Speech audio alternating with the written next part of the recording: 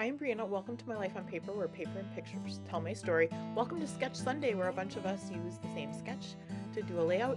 And today's layout is by Crystal Barrett, who is also known as Pineapple Papers. So I went into my Vicky Boutin pre-made mixed media, and I pulled out two different ones, two different backgrounds. And you're gonna see, I think you're gonna see the other one too. So first I'm gonna trim down my photo. I do have a photo of New Year's Eve. We went out with our friends Pablo and Christine. Hi Christine, if you're watching. I'm sure you're watching, but hello. Um, and oh, I like the blue, but it was the wrong color.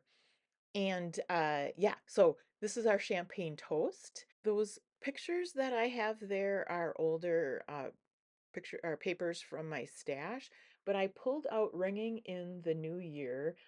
It is photo play, and I'm going to use some stickers. There it is, some stickers and some paper from that as well.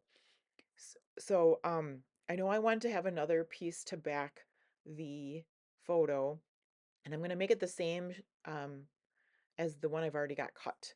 Um, that was just part of my stash. I had used the rest of the paper for something else.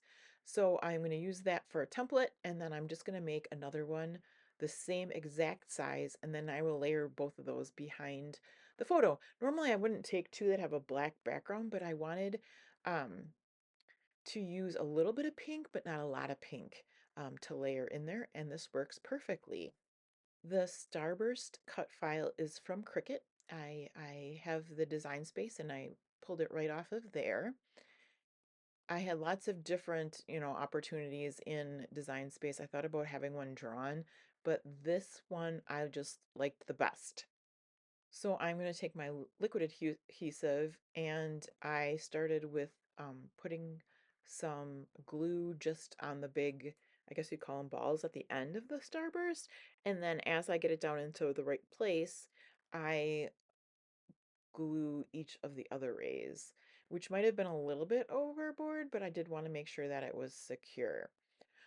Make sure you check out everybody below that's playing along with Sketch Sunday, and a big shout out to Crystal for making this very cool sketch. And I don't use a lot on here now that I have the Starburst. I've got the mixed media paper behind it. I'm just going to take out a couple, oh, and the pattern papers, right? I've got that all lined up with the photo. I'm just going to pick out a couple stickers, and that's going to be my layout. I have some new Vicky Boutin stencils in my stash, and I am looking forward to trying those out. But when I don't have a lot of time and I want to get a layout done, I am loving these mixed media are pre-made backgrounds. Um, there's a whole bunch of different ones. I have two different paper pads of them, and they just it's a good inspiration too for making your own background. It's something to look at to just inspire you. I have many more photos from this New Year's Eve, not only the New Year's Eve party, but the whole weekend that I can't wait to scrapbook because New Year's Eve is coming up quick, especially once Christmas is here. It's right around the corner. So we'll be going out again with Christine and Pablo for New Year's Eve. So I'm looking forward to that. Here is a pink disco ball because who doesn't need a pink disco ball? I wanted to take up some space along the right hand side, so that's why I chose the disco ball, and that's why I also chose to put some pink into that pattern paper behind the photo. I also want to use these champagne glasses because since we are holding our champagne glasses and giving a little toast. I found the clock there, which makes sense for New Year's Eve. I think it's pointing to midnight, and it takes a little bit more up of that space. And when I found Cheers, I thought that was perfect because that's exactly what we're kind of doing is Cheers. So I will layer that on top of a LA Studio label. It's got stars on it. It's gray. And then I still have those champagne glasses, so I'm going to lay those down a little bit lower.